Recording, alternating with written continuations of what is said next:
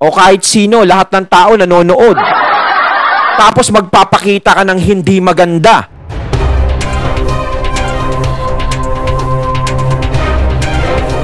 Ayo, what's up? Ako nga pala si BT at nandito ngayon tayo sa BT Reaction and welcome to my channel, Tunay na Kritiko. At meron po tayong panonooring video ngayon. Ito po ay nagmula kay Ders TV. Sa mga hindi pa po nakakabisita sa channel ni Ders TV, bisita na po kayo mga katunay. At kung hindi pa kayo nakakapag-subscribe, subscribe na din po kayo mga katunay kay Ders TV. At syempre, huwag nyo rin po sana kalimutan na mag-subscribe dito sa channel ko sa Tunay na Kritiko sa mga hindi pa nakakapag-subscribe. And click the notification bell para maging updated po kayo sa mga reaction videos na aking ilalabas. At huwag na natin pagtagalin at sabay-sabay na nating panoorin ang laman ng video na hatid sa atin ni Ders TV at bibigyan natin ng reaksyon. Pasok! Hello po sa inyong lahat. Magandang araw po. Kamusta na po kayo? Andito na naman ako, ang inyong lingkod na legit Dowercads na tagahatid na mga legit na kaganapan tungkol sa TBJ. Kaya kung isa kayo sa hindi pa nakasubscribe sa ating channel, nako, i-click nyo na po ang subscribe at bell button dyan sa baba para pag may mga bago akong balita, ay mano-notify po kayo agad-agad. At bago nga po natin simula ng balitaan, inais ko munang magpasalamat sa inyong lahat. So lang sawa po ninyong pagsuporta sa aking munting channel sa mga daily update po natin. So eto na at simulan na po natin ang balitaan at unahin natin ang tungkol po sa ratings ng EAT at syempre sa mga noontime show na kalaban po nito. Para po ito kahapon, August 24, 2023 na kung saan bulagta na naman ang kalaban ng EAT dahil hindi po makaungos ang Team Bulaga sa TBJ show. Hirapan talaga nilang malamangan ang TBJ sa ratings. Isang beses lang po silang pinalamang ng TBJ nung time na nagka-problema sa Metro Manila. So nag-brand out noon sa Metro Manila. Alam naman natin ang Metro Manila, baluarte po yan ang TBJ. Kaya lang nakalamang ang tape noon dahil nagka-aberya. Parang sinasabi no, sa kabila, sana lagi nilang brand out para lagi kami number 1. Yun. Kaya sabi po ni Tito Sen noon, di ba? Tsamba lang ang pagkakakuha nila ng mataas na ratings nung time na yon. Kaya kinabukasan, balik normal na ulit ang ratings ng mga noontime show. Sa TBJ pa din po talaga yung mataas.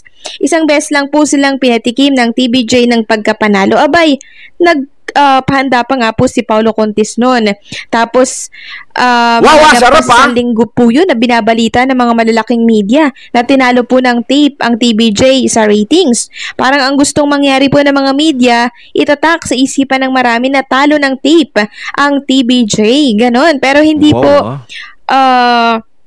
hindi po pinanganak kahapon ang mga tao na yan para malinlang po nila dahil alam po nila yung mga nangyayari araw-araw. Tama yun, hindi tanga lahat ng mga taong nakasubaybay sa inyo sa noontime show. Diba? Maniniwala ako kung may tanga talagang nanonood dyan. O tanga na lang maniniwala dyan. No? Narito po yung ratings for August 24, 2023 at unahin po natin ang EAT ng TBJ, ano? So, ang nakuha po nila sa Nutam, 4.85%. Syempre, mataas pa din. Sa Metro Manila, 6.39% ang nakuha po nila dyan. Sa Valence Luzon, 3.91%. Sa Visayas, mahina po tayo dyan, 2.90%. Pero, syempre, lumalaban, ano? At, syempre, sa Mindanao, 3.65% ang mahina dyan sa Visayas kasi, di ba? Hindi naman, yung signal kasi nila is hindi talaga, nag-e-expand masyado sa Visayas. Yun ang problema, Pero kung talagang aayusin ng TV5 yan, hanggang Visayas yan, sigurado, abot-abot yan. Pihado yan. Kuha po natin dyan. At sa Team Bulaga naman, ang ratings po nila 3.78% sa Metro Manila, mababa po sila. 2.51% lang po ang nakuha po nila dyan. Dahil baluarte po yan ng EAT or ng TBJ. Sa Valence Luzon, 2.78% sila dyan, mababa din po. Tayo naman, mataas po tayo dito sa Valence Luzon. At sa Visayas, mataas po ang Team Bulaga, 4.80%. At sa Mindanao, 4.74%. So dito po kumukuha sa Visayas Visayas at Mindanao ng mataas na ratings ang Tape Bulaga. Habang ang It's Showtime naman po Talagang sa Nutam, makakakuha talaga sila dyan. Hindi pa naman ganun kalakas yung signal ng TV5. Pero subukan mo, pag lumakas signal ng TV5, umabot na dyan. 37%. Sa Metro Manila, mas mataas po sila kumpara po sa Tape Bulaga, no? 3.23% po sila. At dyan po sa Valens Luzon, mataas din po ang Showtime. Talo po ng Showtime ang Tape Bulaga sa Valens Luzon, ano? Na merong 4.24% ang Showtime. Ang Tape naman ay merong 2.78. At sa Visayas, mahina din po ang Showtime, ano? 2.41%. At sa Mindanao, 3.65%. So overall, unbeatable pa din po talaga ang E80 po ng TBJ. Sila po ang nangunguna sa Nutam ratings. At yung mga taga Metro Manila dyan, shoutout po sa inyo. Napaka-solid nyo po sa Siyempre, malakas TBJ. signal Baluarte dito. talaga ng Diba? TBJ ang kamay nilaan. Lugar na hindi... Pero kayo, sa mga taga Visayas dyan, no? Alam ko meron ding mga taga Visayas syempre na nakikinig din dito o nanonood dito sa channel natin. Sa tingin nyo ba talaga, mahina ba talaga ang TVJ dyan, ang E80 dyan sa Visayas? No, paki-comment na lang po mga katunay, yung mga taga Visayas dyan. No? O ano ang nagiging depekto dyan? Napapanood nyo ba ng maayos ang signal ng TV5 dyan, ng E80? Napapanood ba dyan sa Visayas o hindi? Comment nyo lang po para malaman din natin yan. Pumapasok ng kalabang show kaya sa Visayas at kung saan saang lugar na po nag-GG sa Gedli sina Isko at itong si Buboy. Samantalang pag-usapan naman natin ang tungkol po sa napansin na puna ng mga casual netizen sa binitawang salita po ni Mayor Jose Manalo sa kanyang programang Sugod sa Bahay na kung saan ay sinabi po ng marami na malinaw na patama po ito kay Vice Ganda na kung saan kahit na nagkamali ito sa harap ng telebisyon at sa harap ng marami ay hindi po makuwang humingi ng tawad. Hindi katulad ni Wally Viola na kinabukasan humingi din po agad ng tawad matapos ng kanyang pagmumura. So inadmit yung kanyang kasalanan. So, meron tayong isang article na babasahin. Tama yun. Kaugnay. Tama yun, no? Hindi ko nakitaan si Vice na humingi ng dispensa sa lahat ng mga tao. O sa nagawa nila. O humingi siya ng dispensa sa MTRCB. Parang wala siyang pakialam sa ginawa nila. Kahit na hindi magandang tignan yung ginawa nila. Diba? Samantalang si Wally Viola, nakita naman natin ang talagang sinseridad niya sa paghingi ng tawad. Kahit na aksidente niyang nasabi yun. Pero dun naman kila Vice, syempre, sinadya eh. Hindi rin kasi nila pwedeng sabihin na aksidente yun. Ano yun? Diba? May emotion, aksidente. Diba? Hindi siya nagpapakita ng ng sinseridad sa pag-amin sa pagkakamali niya. Tuloy-tuloy pa rin siya sa ginagawa niya. Parang mas ipinagmamalaki niya pa. 'Di ba kahit kailan hindi mo siya nakitaan na maging role model sa lahat. Alam ko may mga fans si Vice dito, may mga fans ng Showtime dito. No? Alam ko meron hindi niyo maiintindihan minsan ng sinasabi ko na sasabihin niyo tinitira ko yung idol niyo o sinusubaybayan niyo. Lahat tayo may mga kanya-kanya tayong sinusuportahan. Pero yung pagkakamali ni Vice is hindi niya pa inaamin o ibinibigay niya ng sorry sa lahat. Parang mas nagmamalaki pa siya para maging nakakatawa ba o ganun? Mas ipakitang malakas ka, mataas kang tao. Oh yes, mataas ka pong tao. No, pero sana maging ehemplo ka din po sa mga kabataan at sa lahat ng mga nanonood, no? Sa pag-amin mo ng pagkakamali mo. 'Yun ang importante dun eh. Yung haharap ka sa mga tao at aaminin mo ang pagkakamali mo sa lahat. Pero hindi yung pinapakita mong ganyan na parang baliwala sa'yo. Hindi ka naman siguro pinag-iinitan kasi halos naman lahat kahit sabihin mo, cake lang naman yan, binibigyan nila ng ano. Hindi lang basta-basta yung ginawa nyo sa cake. Ang tanong, bakit kayo gumamit ng mga ganong klase? No? At ipinakita pa sa bata, dun pa sa segment ng mga bata. Sana ipinaliwanag mo na lang din. Kung parte ng pagpapatawa yun, syempre, mali din naman yun. Iba kasi yung pinakita ng lalaki, masyadong mahala yung mukha. Diba? Yung lalaki nagpalala dyan eh. hinay ng usaping ito. So ang headline po ng article na ito, credit po sa owner, sabi, Vice ganda tinira ni Manalo. Vice hindi daw marunong umamin sa pagkakamali. So ito po ay pinublish August 21, 2023. Batay dito, matapos ang public apology ni Wally Viola sa pagmumura ng live sa TV, naging usap-usapan ang mga pahayag ni Jose Manalo sa EAT. May tinamaan daw ayon kay Jose Manalo ang pakumbaba ni Wally Viola ang tamang gawin at hindi niya hinahayaang hindi maitama ang pagkakamaling ito. Actually, natamaan din dito si Isko at si Buboy. 'Di ba nung nakaraan po may nagmura or may nagsalita po ng hindi maganda sa kanilang show dyan po sa segment nila na Gise Getly. So salip na itama nila Isko at Buboy, tinawanan pa po nila. So, natamaan din po sila dito sa sinabi po nitong si Mayor Jose Manalo, hindi lang po si Vice ganda. Sabi pa po dito, ayon pa kay Jose, mas maganda yung ganon. Hindi tayo nagmamatigasan. Hindi natin kailangan na ay wala, hindi ko sadya, hindi ko mali. Pero ang importante, humingi tayo ng kapatawaran. Tama. Tama nga naman po itong sinabi ni Jose Manalo. No, hindi natin ikakabawas yan. Hindi natin ikakabawas ng pagkatao yung paghingi po ng sorry. 'Di ba? Sabi pa dito dahil sa tila hindi magandang tono at pagpili ng mga salita ni Jose Manalo, binatikos ng mga netizen ang pagpaparinig sa kanya sa unkabogable star na si Vice ganda. Actually, wala namang mali sa sinabi po nitong si Mayor Jose Manalo. Tama yung mga salita niya, no? Tama lang na itama niya.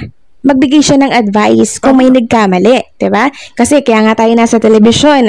Tayo yung una, tayo yung napapanood ng marami, tayo yung magiging silbing huwaran, 'di ba? Kasi tayo yung nandiyan, tayo yung pinapanood, 'di ba? Tama naman yung ginawa ni Jose. O bakit sino ba yung mga umaarte-arte diyan? 'Di ba? Ayun yung sasabihan yung mga idol nyo. Oh, may punto naman si Jose doon na aminin mo yung pagkakamali mo. Syempre, nandiyan ka sa harap ng telebisyon tapos pinili mong maging noontime show o no? Syempre kapag ikaw nasa telebisyon ka at alam mong dapat na wholesome yung dapat mapanood sa'yo, dapat wholesome ka. 'Di ba? Hindi mo pa pwedeng sabihin na yung programa mo, wala kaming magagawa Medyo may pagkabastos yung programa namin. Hindi mo pa pwedeng gawing katwiran yan. Di dapat nagpalagay ka sa midnight show.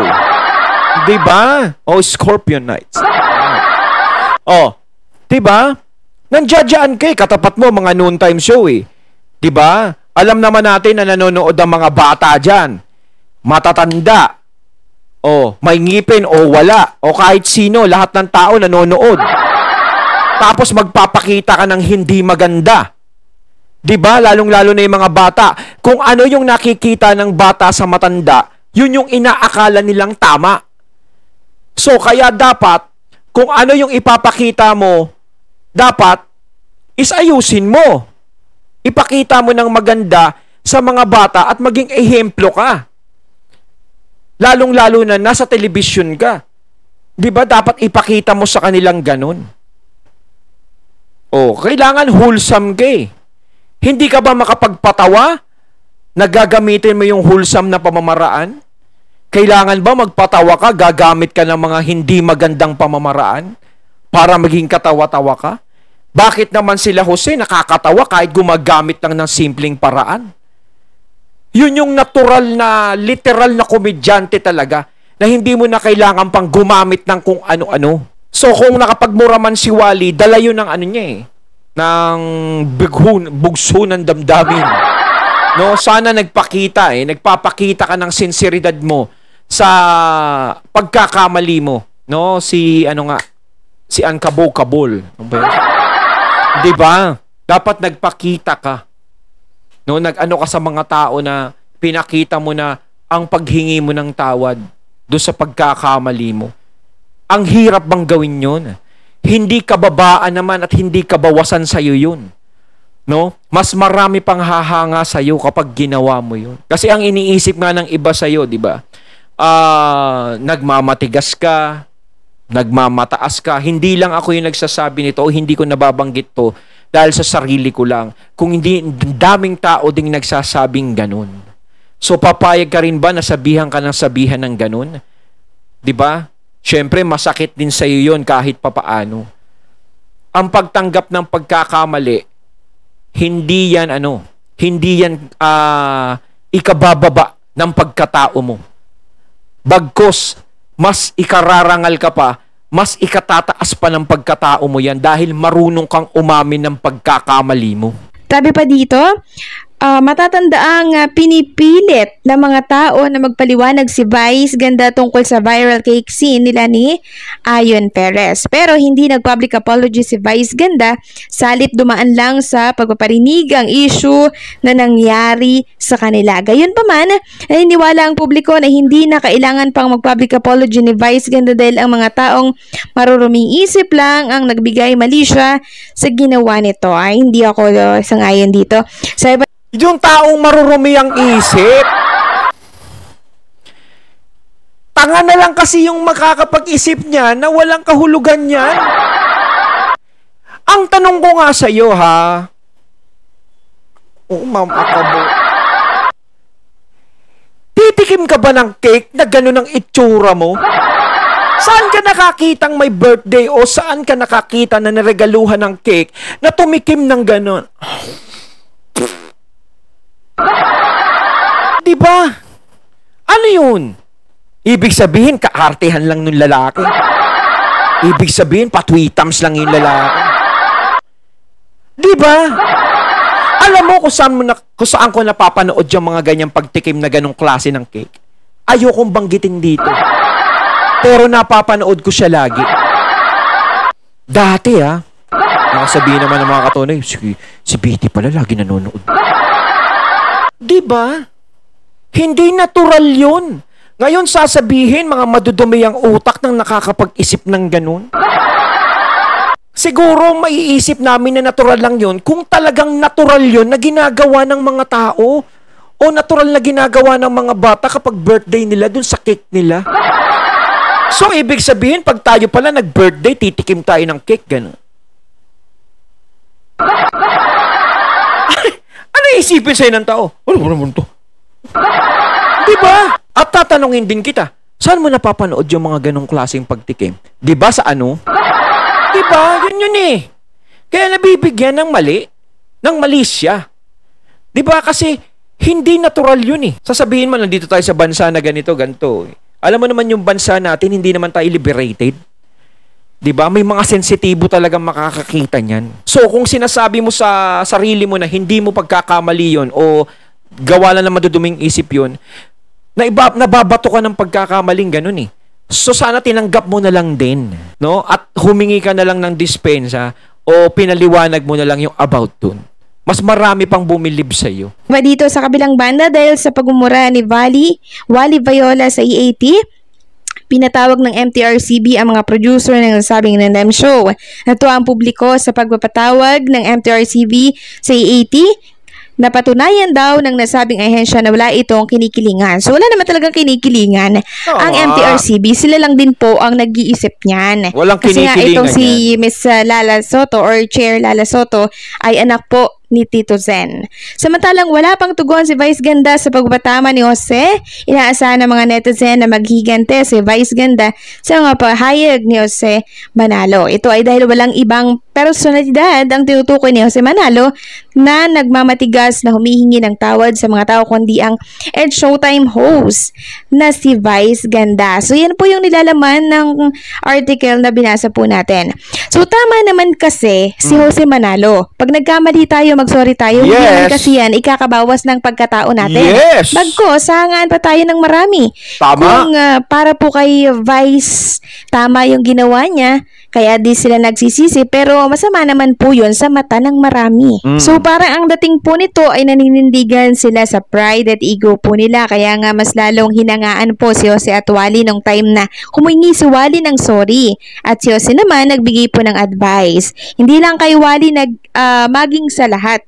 Para po sa lahat yung naging advice na yun ni Mayor Jose Manalo. Ayon, at ating natunghayan ng video na nagmula kay Ders TV. Ayan mag-sorry ka na kasi. Di ba? Kayo mga katunay, ano masasabi nyo tungkol dito? So once again, I'm BT and I'm out. Peace!